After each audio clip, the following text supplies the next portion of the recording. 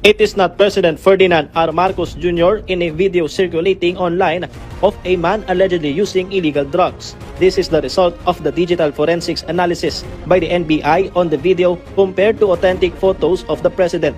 One of the key aspects examined is the ear comparison, which, like a fingerprint, has unique features. This is the Ang bumabatikos sa akin, hindi naman batikos na, mura na, at kabastusan ang ginagawa sa amin. Andito pa rin ako at tuloy-tuloy pa rin, nandyan pa rin ang biyaya ng ating minamahal na Diyos.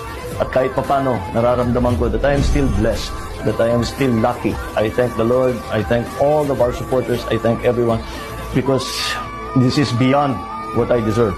I am blessed. In a separate analysis by the PNP Anti-Cybercrime Group, it was found that the video was altered using artificial intelligence or AI tools to make it look more like the president. According to the ECG, they have identified individuals behind the spread of the video. There was also another post stating or saying that this video was taken in 2012.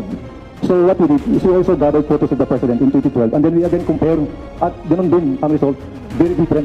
Through our cyber patrollers, marami na sir kami na-identify and this will be a focus now of our investigation. The NBI, DOJ, and DILG assured that those continuing to spread this malicious video will be held accountable.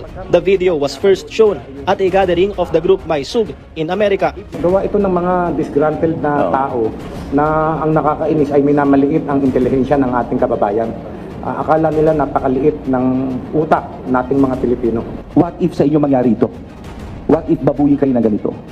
At hindi malayo ito sa dami ng teknolohiya ngayon, sa dami na mag-e-eleksyon ka pa. Patrick De Jesus from the National TV for a new and better Philippines.